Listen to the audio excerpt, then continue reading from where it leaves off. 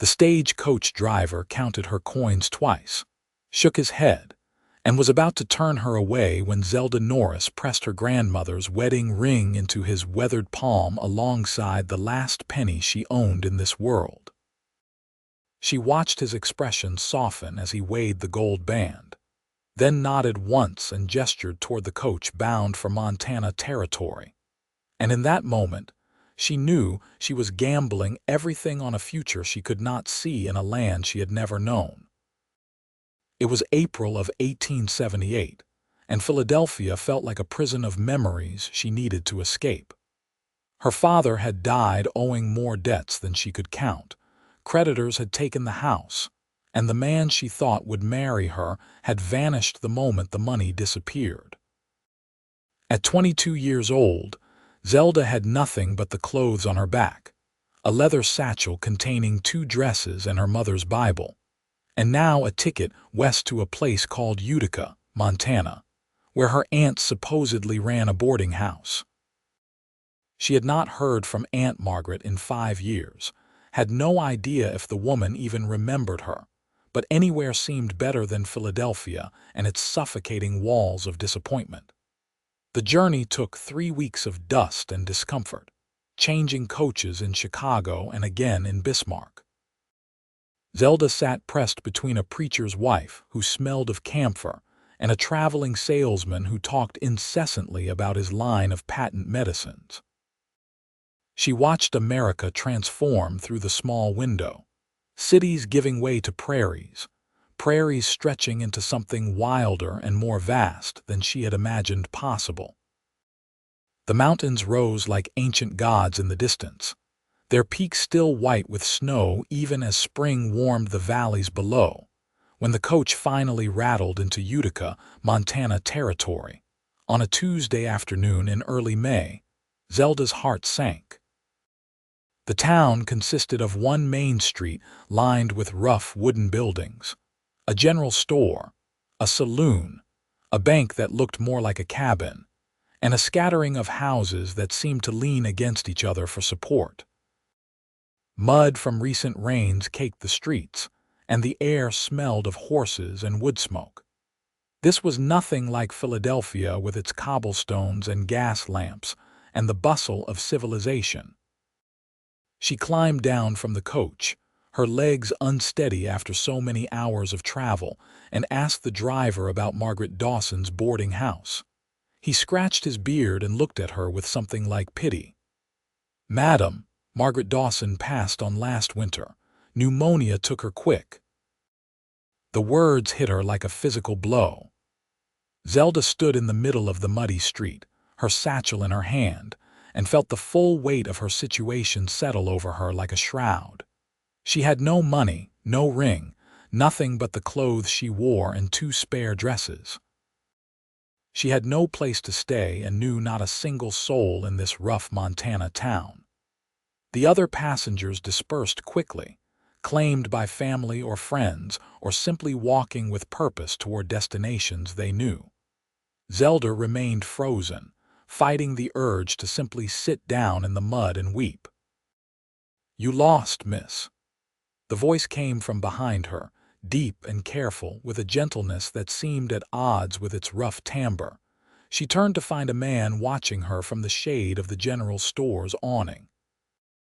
He was tall, lean in the way of men who worked hard for their living, with dark hair that needed cutting and eyes the color of creek water in summer.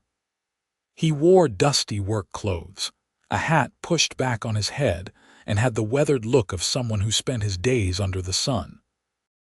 She guessed he was perhaps 25 or 26. "I was looking for Margaret Dawson's boarding house," Zelda said, trying to keep her voice steady, "but I have just learned she has passed." The man stepped out into the street, moving with an easy grace. "That is true. I am sorry for your loss." "Were you kin?" "She was my aunt, though I had not seen her in many years." Zelda swallowed hard. "I came west hoping to stay with her, to start over."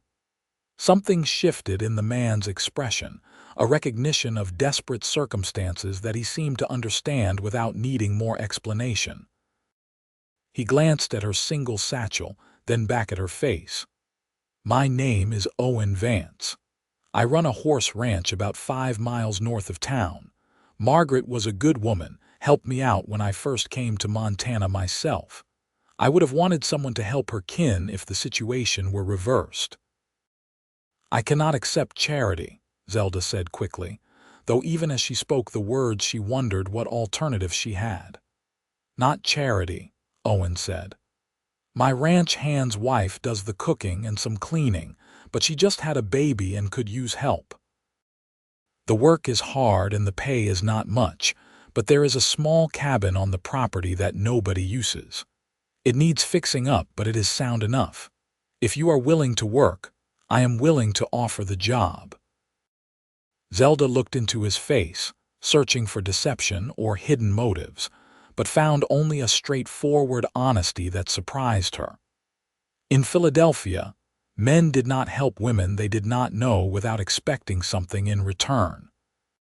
But perhaps Montana operated under different rules, or perhaps she was simply desperate enough to take the risk. "I am a hard worker," she said firmly. "I do not know much about ranch life, but I can learn. I can cook and clean and mend. I will earn my keep." Owen nodded once, a small smile touching the corners of his mouth. "That is all I ask. Let me finish my business at the store and I will take you out to the ranch. Are you hungry? The saloon serves decent food if you can stomach the atmosphere." "I would be grateful," Zelda admitted, realizing she had not eaten since dawn, and even then it had only been stale bread. The saloon was exactly what she expected, dim and smelling of beer and tobacco, but Owen found them a table near the window where the light was better and the air cleaner. He ordered stew and bread for both of them, and while they waited, Zelda found herself studying him more carefully. He had strong hands, scarred and calloused, and he moved with a quiet confidence that spoke of competence rather than arrogance. When the food came, he ate with focus but not haste, and he did not press her with questions about her circumstances. "How long have you had your ranch?" Zelda asked, wanting to break the silence. 3 years this summer," Owen said.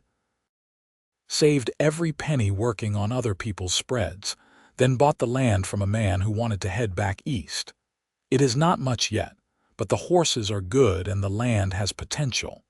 I breed and train working horses, sell them to ranchers and the army both. That sounds like difficult work."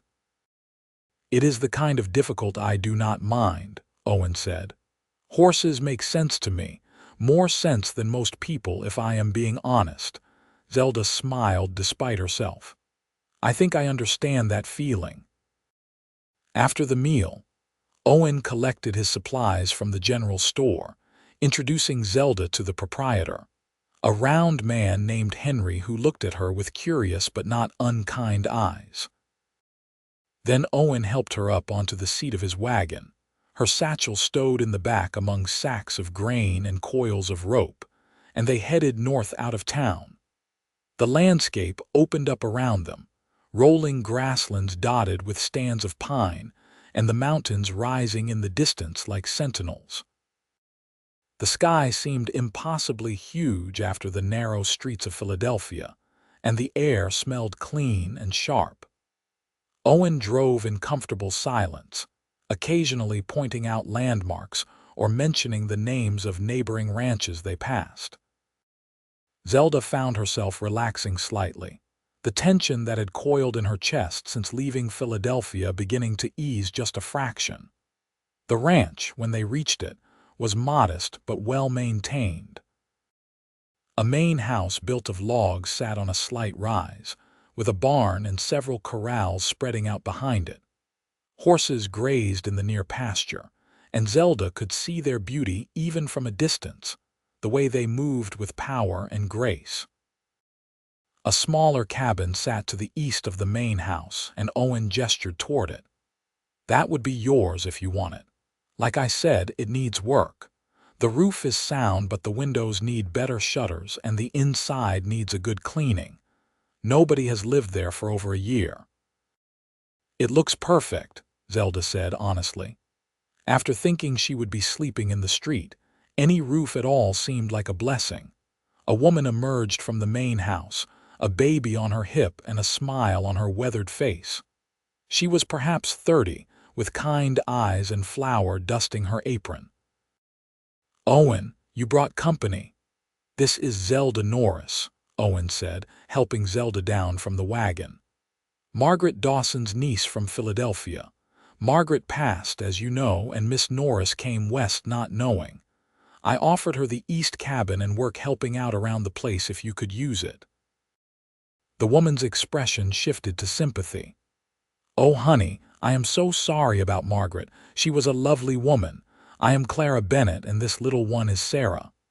She shifted the baby to show her off, a chubby infant with curious eyes. "My husband Jack works for Owen, handles most of the heavy ranch work, and Lord knows I could use help. I am drowning in laundry and cooking for 3 grown men, and Sarah is not sleeping through the night yet." "I would be happy to help," Zelda said. "Whatever you need." "Then you are a godsend," Clara said warmly. "Come on, let me show you the cabin and we can get you settled. Owen, you best get those supplies put away before Jack comes looking for that grain." The cabin was small, just 2 rooms and a fireplace, but it had good bones.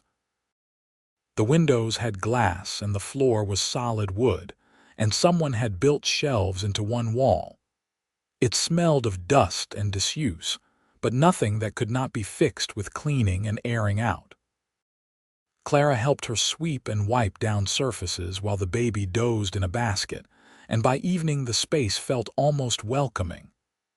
Owen brought over a cot and blankets, a table and chair that he said had been in storage, and a lamp with oil.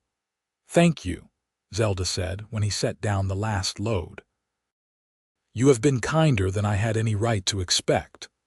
Owen paused in the doorway, hat in his hands. "Margaret helped me when I needed it. When I first came to Montana, I had nothing but a horse and a saddle. She let me stay in her boarding house for 2 months while I found work, never asked for a penny until I could pay. She said everyone deserves a chance to prove what they are made of. I figure I owe it to her memory to offer you the same." Something in his voice told Zelda there was more to his story, depths he did not share easily. She wanted to ask but sensed it was too soon, that trust had to be earned in both directions. "I will prove my worth," she said instead. "You will not regret this." "I do not think I will," Owen said, and the way he looked at her, steady and measuring, made her feel seen in a way she had not experienced in a long time. The first week passed in a blur of work. Zelda rose before dawn to help Clara prepare breakfast for the men, learned to make biscuits from scratch and fry bacon over the wood stove. She washed mountains of laundry in huge tubs, hung clothes to dry in the Montana wind, and mended everything from torn shirts to ripped curtains. Clara proved to be excellent company, full of stories about the territory and its people, teaching Zelda the rhythms of ranch life with patience and humor.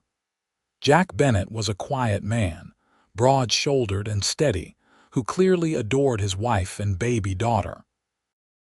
He worked from dawn to dark alongside Owen, breaking horses, mending fences, checking the herds in the far pastures.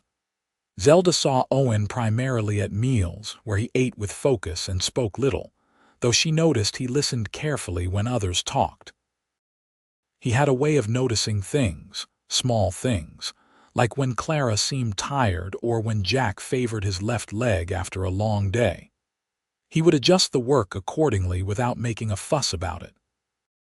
At night, alone in her cabin, Zelda would light her lamp and read from her mother's Bible, or simply sit and listen to the unfamiliar sounds of Montana.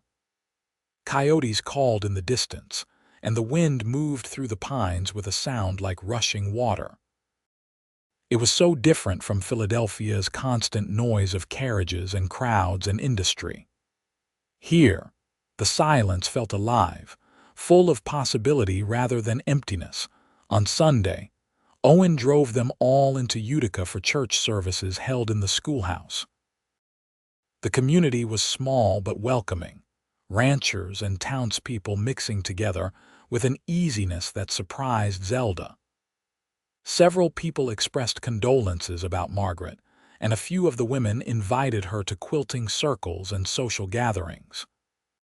She felt the first fragile threads of connection beginning to form, the sense that maybe Montana could become home. After the service, Owen walked with her to the small cemetery behind the church and showed her Margaret's grave, the wooden cross freshly painted with her name and dates. Zelda stood there for a long moment, saying a silent goodbye to the aunt she had not known well enough, thanking her for inadvertently bringing her to this place. "She would have liked knowing you came west," Owen said quietly. "She always said the territory needed more strong women." "I do not feel particularly strong right now," Zelda admitted. "I feel like I am barely holding the pieces together." "Strength is not about never breaking," Owen said. "It is about putting yourself back together and keeping going. You traded everything you had for passage west. That took courage. Or desperation. Sometimes they are the same thing." He looked out over the mountains, his expression distant. "I came west because I had nothing left to lose either. My family's farm in Missouri failed. Both my parents died within 6 months of each other, and the bank took everything. I was 20 years old and had never been more than 50 miles from where I was born. Coming to Montana felt like stepping off the edge of the world. But you built something here," Zelda said. "Your ranch, your life. That is remarkable." "It is not finished yet," Owen said. "But it is mine, and that matters. Nobody can take it from me as long as I keep working." There was something in his voice, a determination born from loss that resonated deep in Zelda's chest. They were not so different, she realized. Both of them refugees from lives that had fallen apart, both trying to build something new from the wreckage. As May turned into June, Zelda found her rhythm at the ranch.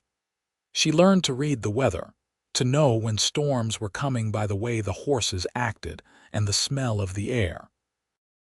She learned which hens were the best layers and how to coax the temperamental stove into heating evenly. Clara taught her to ride, starting with the gentlest mare in the stable, a gray named Dove who had patience for Zelda's inexperience. At first, Zelda felt clumsy and afraid, but gradually she began to understand the language of the horse beneath her, the way to move with the animal rather than against it. Owen watched her early riding lessons from the corral fence, and one evening after she had successfully completed a full circuit of the near pasture, he called out, "You are a natural. Most people fight the horse. You listen to her." The praise warmed her more than it probably should have. She found herself watching for him during the day, noticing the way he worked with the horses he was training, his infinite patience and gentle firmness. He never raised his voice, never used force when skill would work instead.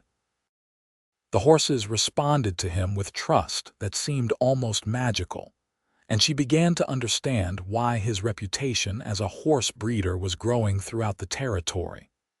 One evening in late June, a buyer came to the ranch looking at horses for his freight company. Owen showed him the available stock, and Zelda watched from the kitchen window as he demonstrated each horse's qualities, his pride in his work evident in every gesture. The buyer purchased 3 horses at prices that made Owen's restrained smile break into something approaching joy. After the man left, Owen came into the house and handed Clara money for household expenses, then found Zelda in the kitchen. "This is yours," he said, pressing coins into her palm. "Your wages plus extra for the past month. You have done the work of 2 people." Zelda looked at the money more than she had held in months and felt tears prick her eyes. "Thank you. This means more than you know." "You earned it," Owen said simply. Then, hesitating slightly, Tomorrow is the town's summer festival. There will be food and music and dancing. Would you like to go? All of us, I mean. Clara has been wanting to take Sarah into town. I would like that, Zelda said, knowing that he had not meant it as a group invitation initially, recognizing his careful retreat into safer territory. She found she did not mind. Whatever was growing between them felt too important to rush. The festival transformed Utica's main street into something festive, with bunting strung between buildings and tables laden with food. A small band played fiddles and guitars, and people danced in the street as the sun set and lanterns were lit. Zelda wore her best dress, carefully mended and pressed, and felt almost pretty with wildflowers Clara had woven into her hair. Owen cleaned up remarkably well, she discovered. Without dust and work clothes, dressed in a clean shirt and vest, his hair combed back, he looked different. Younger, perhaps, or maybe just less guarded. He introduced her to neighboring ranchers and their families, to the banker and the shopkeepers, his hand occasionally touching the small of her back to guide her through the crowd. Each touch was brief and proper, but Zelda felt them like sparks. When the dancing started, Owen asked her formally, his hand extended. "May I?" "I am not a very good dancer," Zelda warned. "Neither am I," Owen said. "We can be not very good together." He was lying, she discovered. He danced well enough, leading her through a simple waltz with steady confidence. They did not speak much, the music and the proximity making words feel unnecessary. Zelda could feel the warmth of his hand through the fabric of her dress, could smell the clean scent of soap and leather. When she stumbled slightly, he caught her easily, pulling her a fraction closer for just a moment before returning to the proper distance. "Thank you for bringing me here," she said when the song ended. "For all of this. Coming west, I thought I was running away from everything. But maybe I was running toward something instead." Owen looked at her with an intensity that made her breath catch. "I know what you mean. I felt that way when I found the ranch, like I had finally arrived where I was supposed to be." "Yes," Zelda said softly. "Exactly like that." They danced twice more before Clara claimed exhaustion and Jack began loading the wagon. On the ride home, with the stars bright overhead and the wagon rocking gently, Zelda felt something settle in her chest. Not quite happiness yet, but the possibility of happiness. The sense that her life might become something good after all. July brought heat to Montana, the sun blazing down from cloudless skies. The work grew harder. Water had to be hauled for the gardens and the stock tanks monitored carefully. Owen and Jack spent long days moving horses to higher pastures where the grass stayed greener. Zelda helped Clara preserve vegetables from the garden, filling jars with beans and pickles to see them through the winter. The baby grew plumper and more alert, beginning to smile and coo when Zelda sang to her while doing chores. One afternoon, when the heat had driven everyone to move slowly, Owen came to the kitchen carrying a young colt's halter that had broken. "Do you know leatherwork?" he asked Zelda. "I can sew," she offered. "Is it similar?" "Similar enough. Let me show you." He sat at the kitchen table and demonstrated how to punch new holes, how to stitch the thick leather with strong thread. His hands moved with practiced skill, and Zelda found herself watching his face more than his hands, the way concentration softened his features. "Here, you try," he said, handing her the tools. She bent over the work, aware of him sitting close, watching. Her first stitches were clumsy, but she found the rhythm eventually. When she finished, the repair was not beautiful, but it was solid. "Well done," Owen said. "You learn fast. I had a good teacher." Their eyes met and held, and Zelda felt something shift between them, some barrier beginning to crack. Owen reached out slowly, as though giving her time to pull away, and touched her cheek with his calloused fingers. "Zelda, The kitchen door banged open and Jack strode in, talking urgently about a fence break in the north pasture. The moment shattered. Owen stood quickly, his expression shifting back to business. "Show me," he said to Jack, and they were gone. Zelda sat holding the mended halter, her cheek still warm where Owen had touched her, and tried to steady her racing heart. Clara came in and saw her face, a knowing smile touching her lips. "That man is a fool if he does not tell you how he feels soon." "I do not know what you mean," Zelda said, but her protest was weak. "Yes, you do, honey, and you feel the same, I can see it. Owen is a good man, one of the best I have known. He has been alone too long, wedded to this ranch and his horses. But since you came, he smiles more. He lingers at dinner. He finds excuses to be where you are." "Maybe I am imagining things," Zelda said. "Maybe he is just being kind. Men like Owen Vance do not touch a woman's face unless they mean it," Clara said firmly. "Give him time. He has not let anyone close in a long while. He will find his courage." The fence break turned into a bigger problem when they discovered cattle from a neighboring ranch had pushed through and were mixing with Owen's horses. It took 2 days to sort everything out, working with the neighbor to separate the animals and repair the extensive damage. Owen came home those nights exhausted and dusty, falling asleep almost before he finished eating. Zelda wanted to talk to him, to find out if that interrupted moment had meant what she thought, but the timing never seemed right. Then a letter arrived from the bank in Utica, and Owen's expression grew grim as he read it. He disappeared into his small office in the main house and stayed there through dinner, reviewing papers and making calculations by lamplight. Jack looked worried. Clara whispered to Zelda that money was always tight for ranchers, that one bad season could ruin everything. Zelda brought Owen coffee as the evening grew late, knocking softly on the office door. He looked up, his face drawn. "You should be resting. You work too hard as it is." "So do you," she said, setting down the cup. "Is something wrong?" Owen rubbed his eyes. "The bank wants a payment I was not expecting until fall. If I sell horses now, I will get less than they are worth. But if I do not sell, I might lose everything." Zelda looked at the papers scattered across his desk, the careful accounting of every penny. She thought about him taking her in when she had nothing, offering her work and shelter without hesitation. She thought about his gentle hands on the horses, his quiet kindness to Clara's baby, the way he had touched her cheek as though she were something precious. "How much do you need?" she asked. "More than I can ask anyone for," Owen said. "I will figure something out, I always do." But Zelda was already calculating in her head. She had been saving her wages, careful with every penny. It was not much, but it might be enough to make a difference. "What if I could help?" Owen stood quickly. "No, absolutely not. Zelda, I cannot take your money. That is your future, your security." "My future is here," she said, surprising herself with the certainty in her voice. "My security is this ranch that gave me a home when I had nothing. Let me help, Owen, please. You do not understand what you are offering. If the ranch fails anyway, you will have nothing again."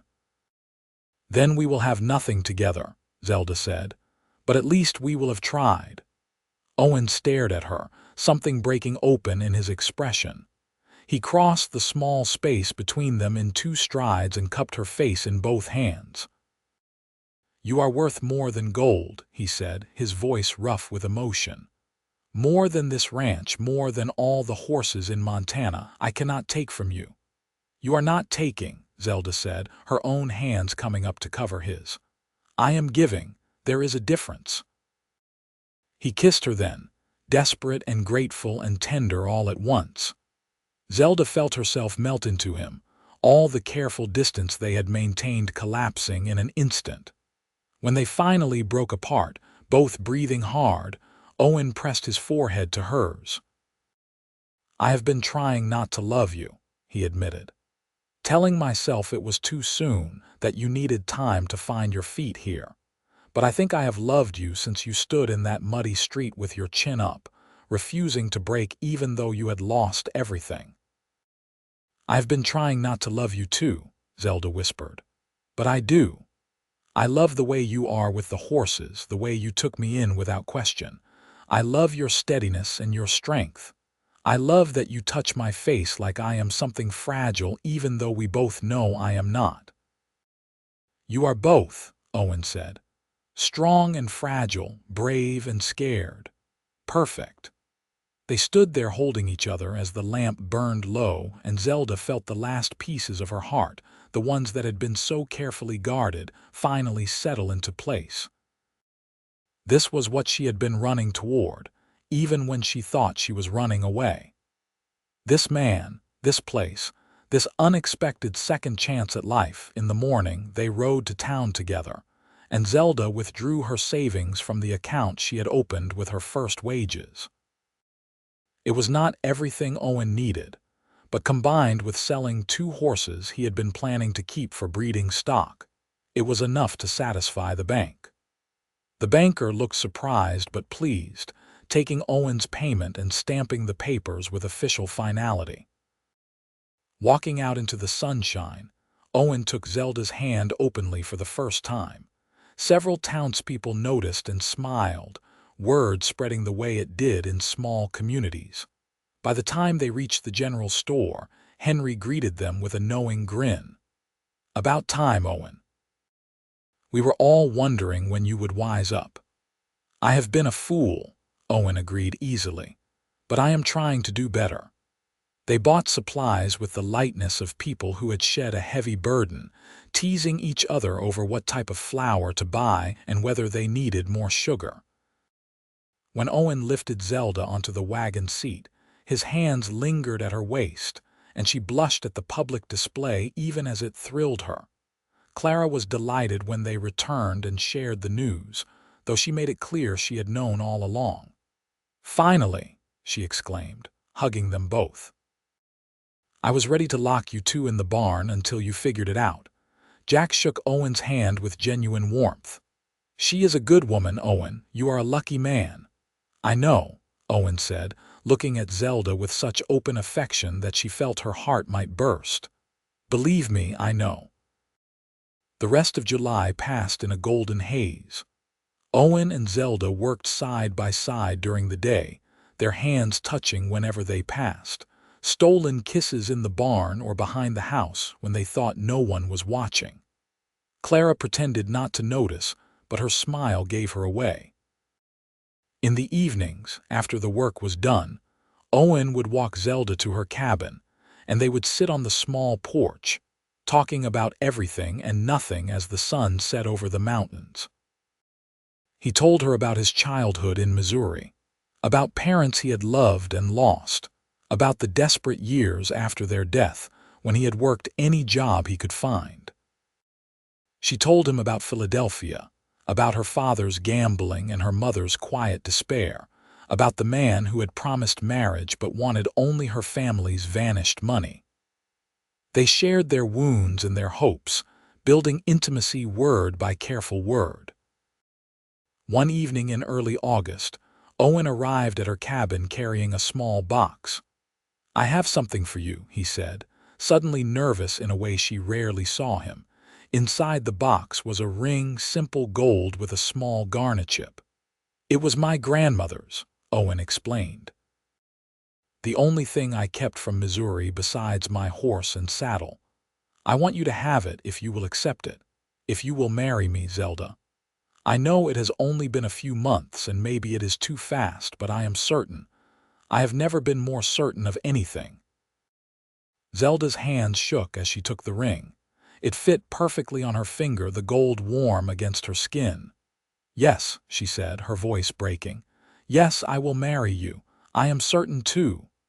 Owen pulled her into his arms and kissed her thoroughly, then laughed with pure joy.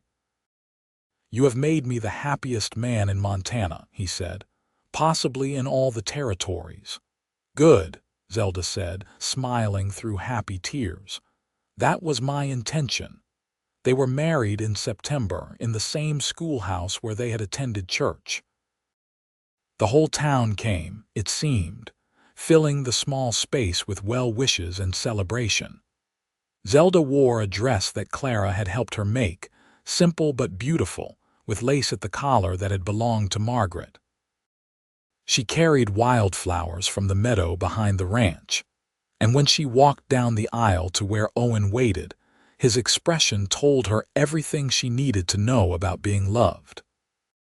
The preacher's words washed over her in a blur of emotion, but when it came time for vows, Owen's voice was steady and sure.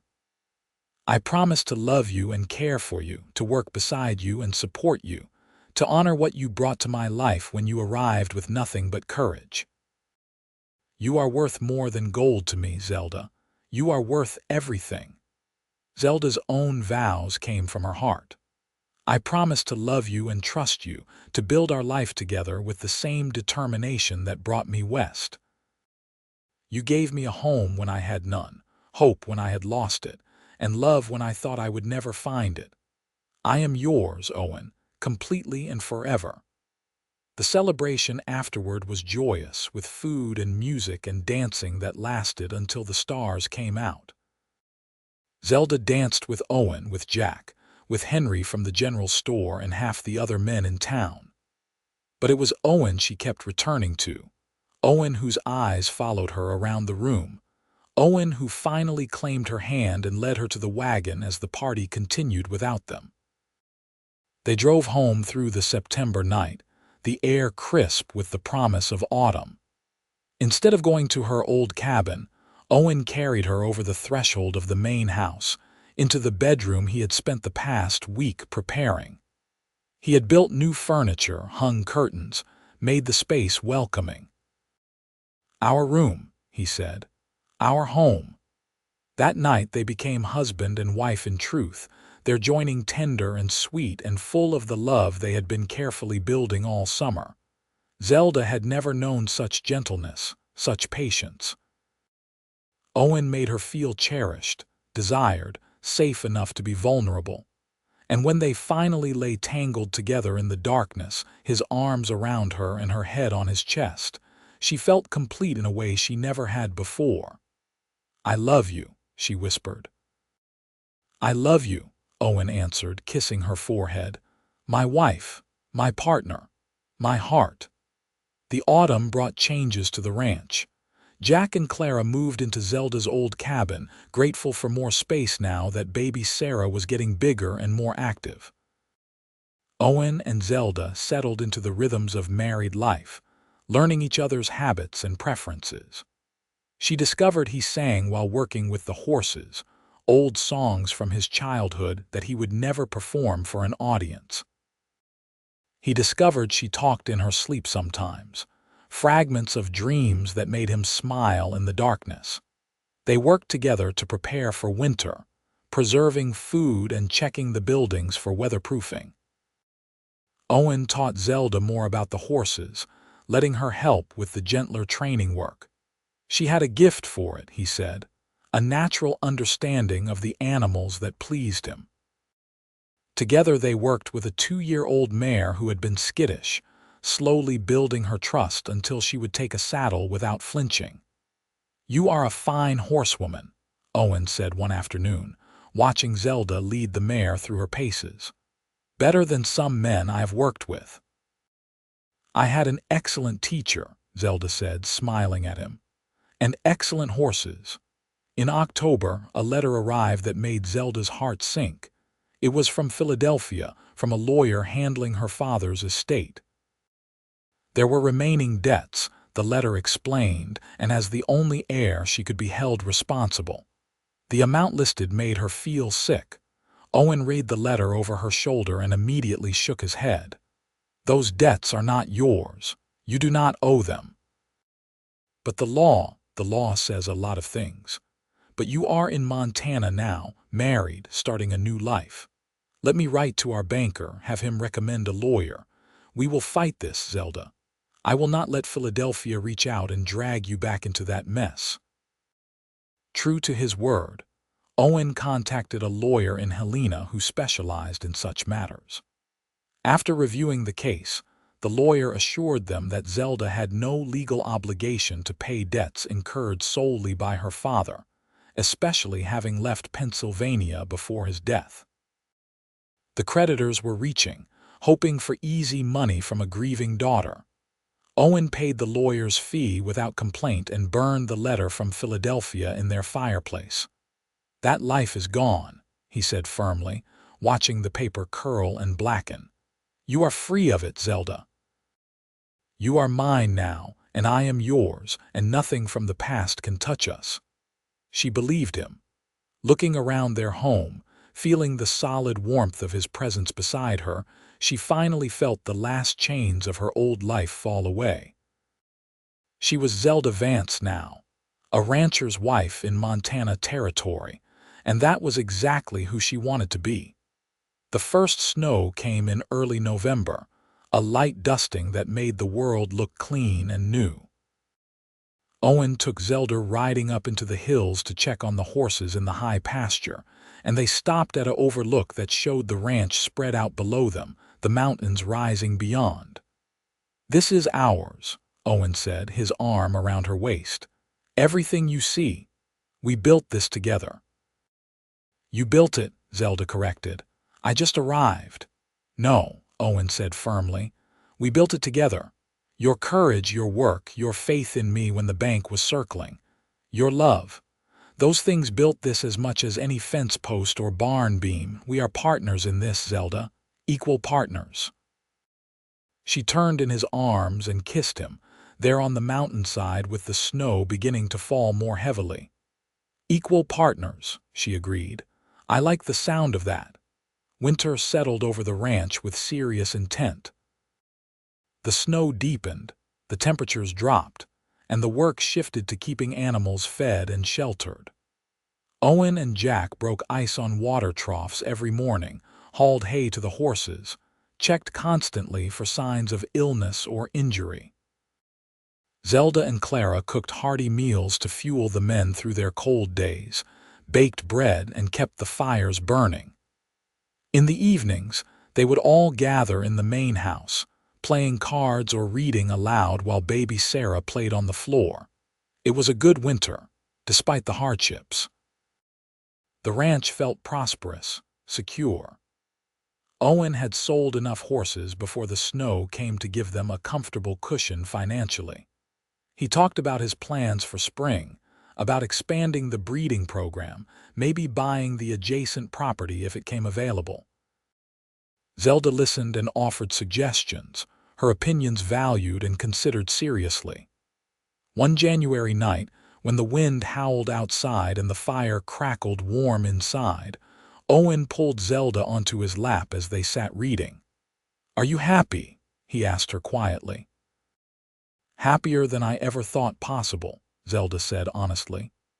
"Sometimes I think about that day I arrived in Utica, standing in the street with nothing, and I can barely recognize that woman.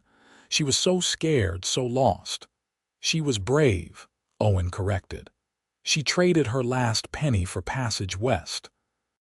She bet everything on a future she could not see. That took incredible courage, or incredible desperation," Zelda said, echoing their conversation from months ago. "Sometimes they are the same thing," Owen repeated with a smile, "but either way I am grateful.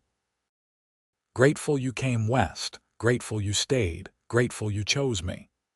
"Always you," Zelda said, kissing him softly. "Only you." In February, Zelda realized she had missed her monthly courses twice. She told Clara first, needing to confirm her suspicions before saying anything to Owen. Clara examined her with experienced hands and a knowing smile. "You are definitely pregnant, honey. I would guess about 2 months along, maybe a little more. How do you feel?" "Scared," Zelda admitted. "And happy and scared again." "Is that normal?" "Completely normal," Clara assured her. "Being a mother is terrifying and wonderful. You will be good at it, Zelda. You have so much love to give." Telling Owen was both easier and harder than she expected. She waited until they were alone in their bedroom, the lamp burning low and the house quiet around them. "I have something to tell you," she said, taking his hand and placing it on her still flat stomach. "We are going to have a baby." Owen's expression cycled through surprise, joy, and a fierce protectiveness that made her eyes sting with tears. "A baby," he repeated, his voice full of wonder. "Our baby. Zelda, are you well? Do you need anything? Should we get the doctor?" She laughed at his sudden nervousness. "I am fine. Clara says I am healthy and everything seems normal. The baby should come in early September, maybe late August." "A fall baby," Owen said, his hand still pressed to her stomach as though he could feel the tiny life already. "Our child. Zelda, you have given me so much. A home, love, now a family. I do not have words for what I feel." "Then do not use words," Zelda said, pulling him down to kiss her. "Just love me. Always," Owen promised. "Always and forever." The pregnancy progressed smoothly through the spring. Zelda suffered some morning sickness but nothing severe, and Clara was an invaluable source of advice and support.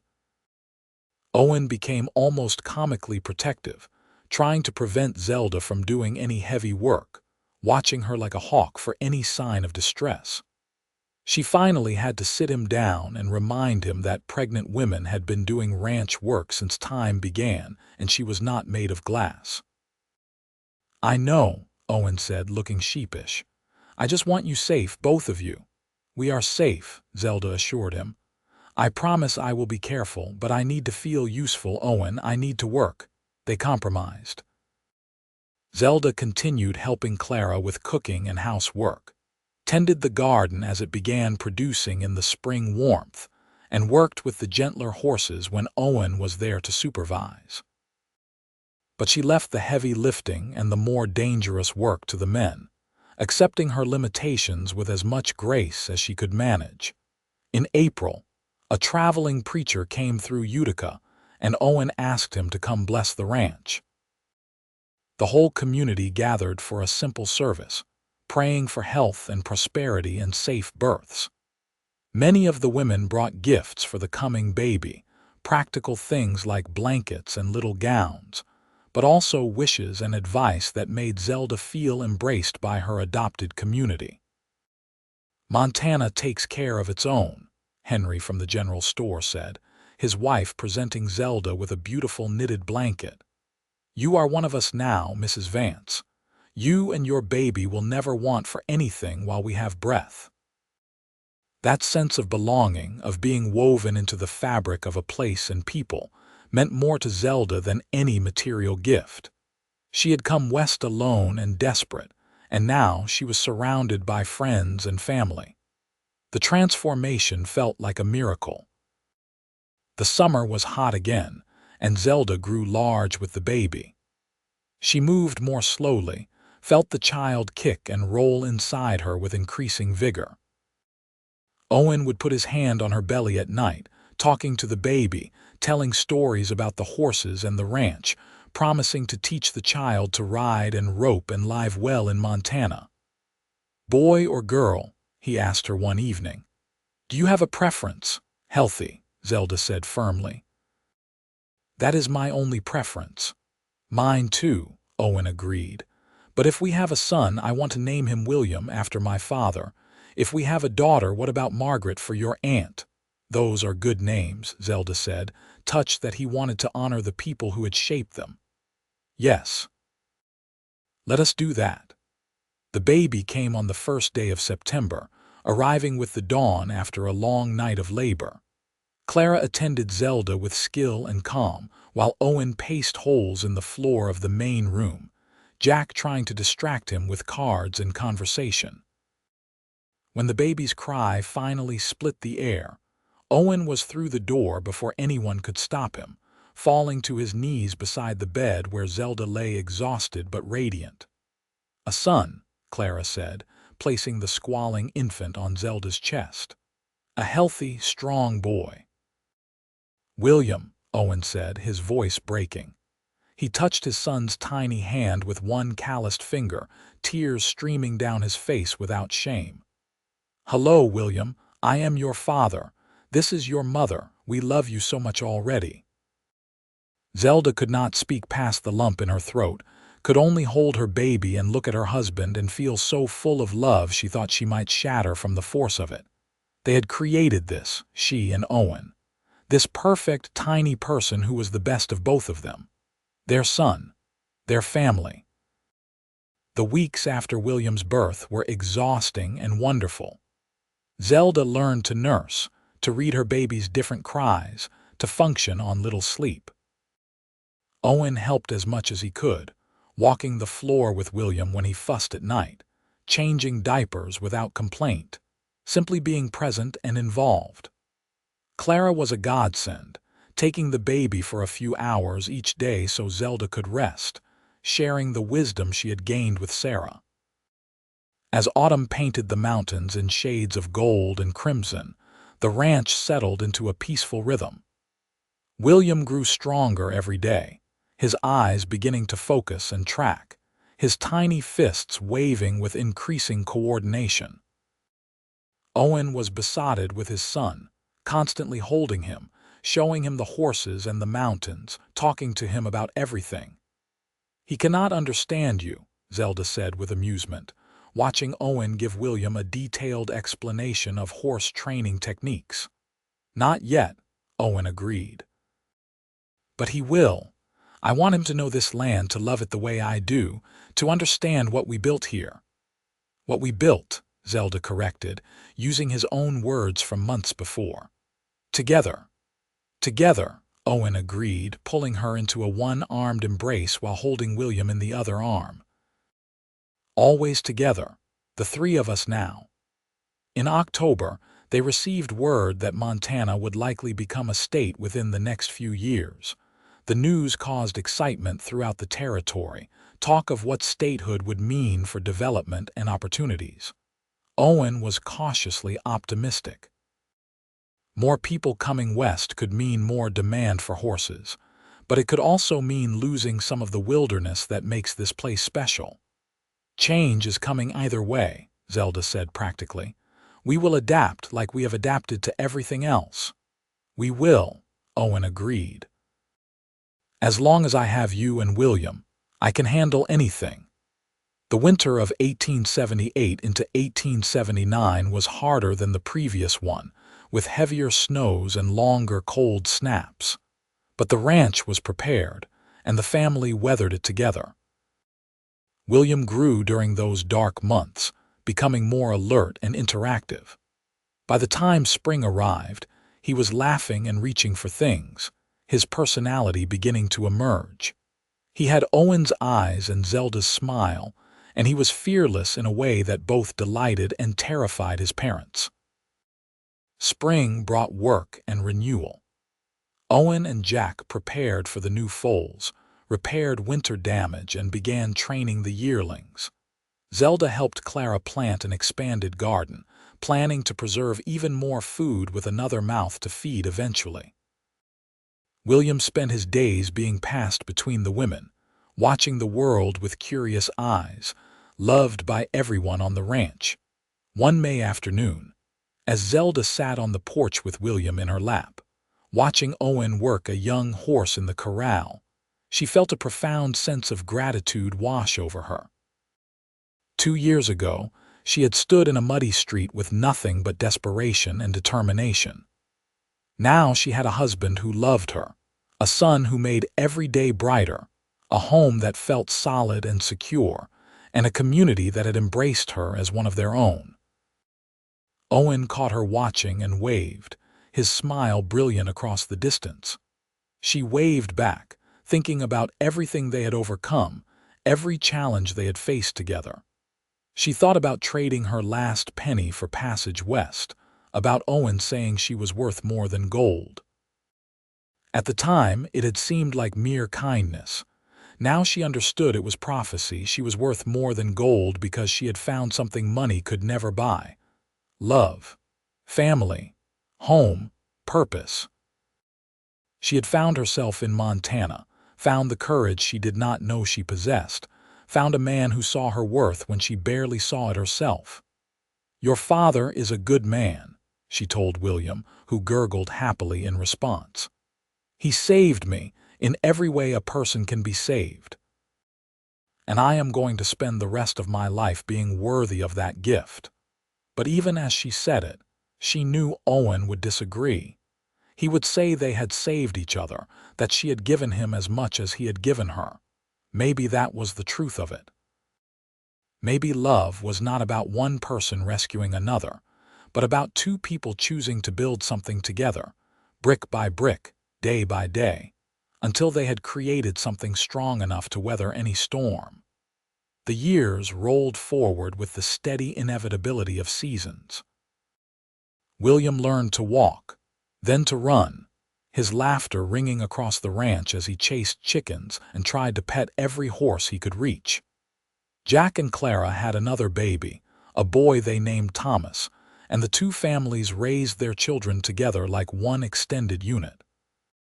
Zelda watched her son grow with joy and occasional melancholy, wishing her parents could have met him, wishing Margaret had lived to see what her inadvertent gift of a destination had brought. But mostly she was grateful, so grateful for the life she and Owen had built. Montana did become a state in 1889 when William was 10 years old. The celebration in Utica was tremendous, with speeches and fireworks, and a sense that they were part of something historic. Owen and Zelda stood with their son between them, his hands in theirs, and watched Montana officially join the Union. "Your mother came here when this was still wild territory," Owen told William. "She was the bravest person I ever knew, willing to risk everything for a chance at something better." "You were pretty brave too, Pa," William said, "taking in a stranger like that." "Not a stranger," Owen corrected. "Your mother was never a stranger. From the moment I saw her, I knew she was going to be important to my life. I just did not know how important yet." Zelda squeezed Owen's hand, their years together having only deepened their connection. They had weathered droughts and harsh winters, sick horses and financial scares, the normal challenges of ranching life.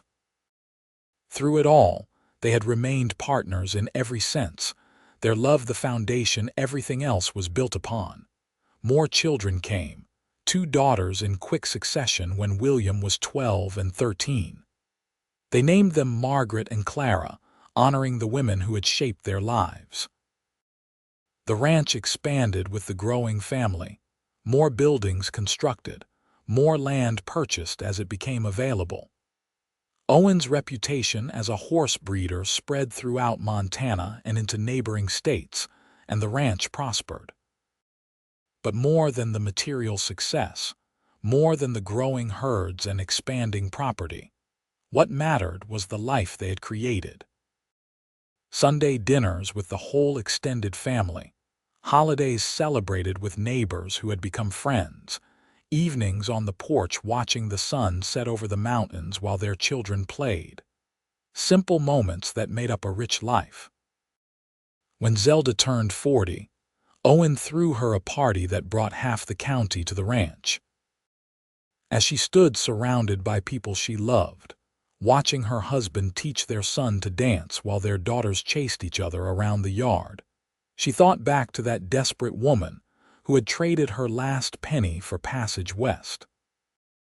If she could speak to that woman now, she would tell her to have courage, would tell her that the man watching her from the store awning would become the love of her life, would tell her that Montana would heal her broken places and give her a family beyond anything she had imagined, would tell her that trading that last penny was the best investment she would ever make.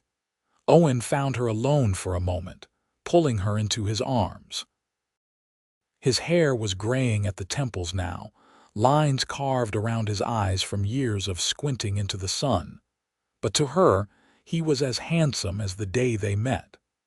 Maybe more so, because now she knew the depths of his character, the steadiness of his love. "Happy birthday, my heart," he said, kissing her softly. "Thank you for this, for everything, for our life." "You gave me this life," Owen said. You and your courage. I was just treading water before you came, keeping my head above the surface but not really living. You taught me what it means to truly build something, to love and be loved, to have a family. We taught each other, Zelda said. That is what partners do. The party continued around them, music and laughter filling the evening air. Their children were healthy and happy. Their ranch was thriving. Their love was as strong as Montana granite. Zelda thought about the long journey that had brought her here, every hardship and heartbreak that had shaped her path. She would not change a single moment, because every struggle had been necessary to bring her to this place, to this man, to this beautiful life they had created together. Years continued to pass, bringing the changes that time always brings. William grew into a fine young man, learning the horse trade from his father and eventually taking over more of the ranch's daily operations. He married a local girl, sweet and strong, and gave Owen and Zelda their first grandchildren. The daughters grew and found their own paths, Margaret becoming a teacher in Utica, Clara marrying a neighboring rancher's son. Owen's hair went fully gray, and Zelda's dark hair showed silver streaks. Their hands grew more gnarled from years of work, their movements slower, but their love never diminished. If anything, it grew deeper with time, roots sinking into bedrock, unshakable and eternal. They still sat on the porch in the evenings when weather permitted, watching the sunset over the same mountains that had witnessed their entire life together. Owen would hold Zelda's hand, his thumb rubbing across her knuckles in the familiar gesture that had become unconscious over decades. "Do you ever regret it?" he asked her one evening when they were both past 60 and the ranch was firmly in William's capable hands. Coming west, marrying a poor cowboy instead of finding someone who could have given you an easier life. Zelda looked at him with the same love she had felt at 22, undimmed by time or familiarity. "Not for a single moment. You gave me everything that mattered. Love, family, home, purpose. A partnership that sustained me through every challenge. How could I regret the best decision I ever made?" "I just want you to be happy," Owen said softly. "I have always wanted that." "I am happy," Zelda assured him. "I have been happy every day since I became your wife. You told me once that I was worth more than gold, but Owen, you are the treasure. You and the life we built together. That is worth more than all the gold in Montana." "We are the treasure," Owen corrected gently. "Together, always together." As the sun dipped below the mountains and the first stars appeared, Zelda rested her head on Owen's shoulder and thought about the girl who had traded her last penny for passage west. That girl had been searching for something without knowing what it was. She had found it in a Montana ranch, in a cowboy's steady eyes, in the gradual building of a life worth living. She had found it in Owen Vance, the man who had seen her worth when she felt worthless, who had loved her when she felt unlovable, who had given her not just a home but a reason to build one. Together they had created something that would outlast them both, a legacy of love and determination that would continue through their children and grandchildren, through the land they had nurtured and the community they had served. That last penny had bought her passage west. But what she had built with it, what she and Owen had built together, was priceless. It was a love story written in the Montana soil, under the vast western sky, as enduring as the mountains themselves. And when Zelda closed her eyes that night, held safe in Owen's arms as she had been for over 40 years, she knew that she was exactly where she was meant to be. She had traded her last penny for passage west, and the cowboy had said she was worth more than gold. But the truth was deeper than either of them had known in that moment.